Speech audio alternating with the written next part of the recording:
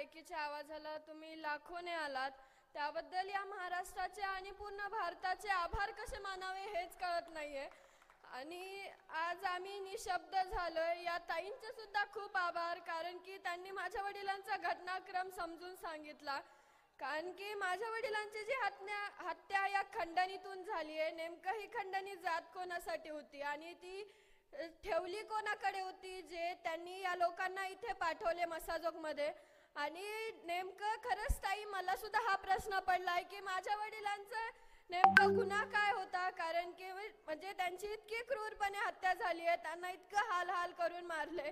एका जर दलित बांधवाला, जर गावातील एका दलित बांधवाला मारहाण होत असेल तर माणुसकीच्या नात्याने नाही तर या महाराष्ट्रातील एक नागरिक म्हणून ते जर त्या बांधवाला वाचवायला जात असतील तर त्याची शिक्षा इतकी मोठी जर आज या महाराष्ट्रात भेटत असेल तर म्हणजे कोणी दुसऱ्यासाठी कधी पाऊलच उचलणार नाहीये। म्हणून माझी विनंती आहे, माझ्या वडिलांची जी हत्या झाली आज खरंच माझ्या वडिलांनी म्हणजे माझे वडील जरी यांनी माझ्या वडिलांचा आणि आमच्या कुटुंबाचा जरी हात यांनी तोडले असतील, पण खरंच मी महाराष्ट्राचे आणि पूर्ण भारताचे आभार मानते। त्यांनी सगळीकडून आम्हाला या कुटुंबाला, देशमुख कुटुंबियाला नाही तर देशमुख या मसाजोगला यांनी तुम्ही सर्वांनी हात दिलाय, तरच त्याच्यामुळेच हा न्यायाचा लढा पुढे आलाय। आणि जसं चाचांनी काही आमच्या जिल्ह्यातील क्रम सांगितला की प्रशासनातील लोक असतील किंवा इतर असतील, माझी म्हणजे मी तुम्हाला एक सांगते की जरी तुम्हाला याबाबत काही माहीत नसेल किंवा माझ्या वडिलांची हत्या कशी झाली आहे किंवा बीड जिल्ह्यातील यामागील घटनाक्रम कसा आहे, तरी तुम्ही जरी आम्हाला विचारलं तरी आमच्याकडे लेखी आणि काही पुराव्यासह आमच्याकडे गोष्टी आहेत, त्यात आम्ही नक्की तुम्हाला देऊ।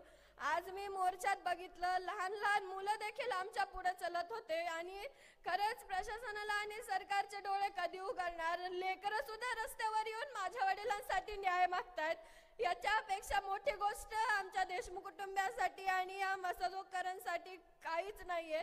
जसं आज ते लेकरं या मोर्चात येऊन माझ्या वडिलांना न्याय मागत होते, तसंच आमच्या घरातील आद्विक सुद्धा म्हणतोय की अण्णा आल्याशिवाय मी शाळेत सुद्धा जाणार नाहीये। ज्यावेळेस तो धिंगाणा घालतोय, उन्हात फिरतोय, त्यावेळेस त्याला आई म्हणते आद्विक मी तुला मारेल। तो सतत आईला सांगतोय आई तू कशी आहेस, मला अण्णा कधीच मारत नव्हते आणि मी अण्णा आल्याशिवाय कधीच शाळेत जाणार नाहीये। त्या दीदींनी खरंच खूप छान माझ्या वडिलांचं कार्य समजून सांगितलंय। पण त्याच कार्यातील एक मी सांगते की बाजारपेठेमधील बाजारकरांना पाऊस आल्यावर तिथे बसायला जागा नव्हती, त्यांचे कपडे भरत असल्यामुळे जे ब्लॉक असतात ते आमच्या बाजारपेठेत स्वतः पप्पांनी, चाचांनी आणि गावकऱ्यांनी मिळून बसवलेत की जे पाऊस पडल्यानंतर बाजारपेठेतील लोकांना बसायला हे होते आणि भाजीपाला खराब झाल्यामुळे गावातील लोक त्याला घेत नाहीयेत, तर भाजीपाला कसा विकणार, त्यांचं पोट कसं भरणार, त्यासाठी बाजारपेठेत सुद्धा जे ब्लॉक बसवलेत। आणि आमच्या घरातीलच म्हणजे आम्ही बघितलेली एक गोष्ट की ज्यावेळेस आमचं घर माळवत असे त्याच्यातून ज्यावेळेस मुंग्या पडतायत तर माझे वडील आईला म्हणजे माझ्या आजीला सांगतायत अगं आई तर मुंग्या पडेलात, मी कुठं झोपू, तर आई म्हणते अरे तू खाली झोप ना, खाली आहे ना जागा। पण माझे वडील म्हणतात अगं त्या, आणि आई सांगते की त्या मुंग्याची पावडर टाक त्यांच्यावर म्हणजे त्या मुंग्या जातील। पण माझ्या वडिलांचा खरंच स्वभाव असा कोणाचाच नाहीये, मी सांगते माझा सुद्धा स्वभाव त्यांच्यासारखा नाहीये।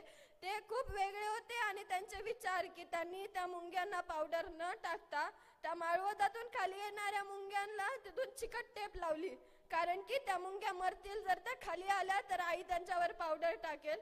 माळवताला चिकटपट्ट्या लावून त्या मुंग्याची धार त्यांनी थांबवली आणि त्याच स्पॉटवर तिथे ते बसले। आणि खरंच आज मला याचं दुःख वाटतं की 9 डिसेंबरला जी झालेली घटना आहे त्या दिवशीचा मला पश्चाताप आज देखील होतो। ज्या दिवशी माझ्या वडिलांना ॲम्ब्युलन्स मधून आणलं गेलं त्या दिवशी म्हणजे आम्हाला म्हणजे मी ठरवलं होतं मला शेवटचा माझ्या वडिलांचा चेहरा बघायला भेटणार, मला माझ्या वडिलांचा चेहरा बघायचा होता। पण त्यांना ते आणलं होतं, त्या परिस्थितीत त्यांना मेनकापडमध्ये आणलं होतं।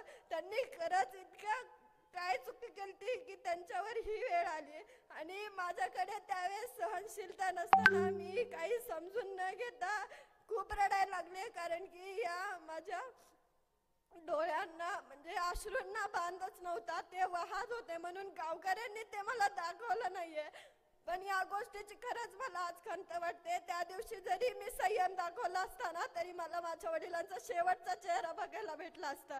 या गोष्टीचं मी आज देखील माझी खरंच मला त्यांचा लास्ट सुद्धा चेहरा बघायला नाही भेटला, याचं मी खरंच दुःख मानते. इथून पुढे तरी ते आम्हाला दिसणार नाहीयेत, पण इथून मागचा त्यांचा जो प्रवास होता तो खरंच आमच्यासाठी खूप चांगला होता. त्यांनी जरी आम्हाला वेळ दिला नसला तरी जो तो वेळ आमच्यासाठी देत होते त्याच्यामध्ये ते खूप आनंदी होते. आणि जसं आज तुम्ही नारे लावतात, खरंच माझ्या वडिलांना न्याय हा मिळणारच आहे. आपला विश्वास तर प्रशासनावर आहे.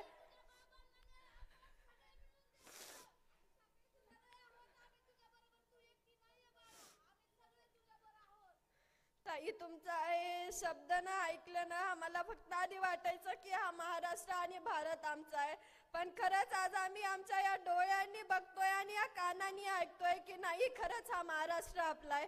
जर आपण ही एकी आज नाही जपली, माझ्या वडिलांना जर आपण न्याय मिळवून नाही देऊ शकलो ना, तर खरंच त्यांचं जे बलिदान आहे ते व्यर्थ जाईल आणि हे आपल्याला जाऊ नाही द्यायचं. कारण की जी बीड जिल्ह्यातली जी घाण आहे ती आम्हाला उचलून टाकायची आहे. कारण की जी वेळ आज आमच्या कुटुंबावर आहे ती इतरांवर येऊ नये. आणि जर आज यांना शिक्षा नाही भेटली तर उद्या कोणी पण अरे रस्त्याने सुद्धा चलताना कोणाला जिवंत नाही सोडायचं. धक्का लागला तरी मर्डर होत लागतील या. आणि प्रशासनाला खरंच माझी विनंती आहे की तुम्ही लवकरात लवकर माझ्या वडिलांना न्याय मिळवून द्या. आणि खरंच आज माझे वडील मानवतेचं प्रतीक झालेत आणि त्यांची ती माणुसकी खरंच खूप वेगळी होती. धन्यवाद.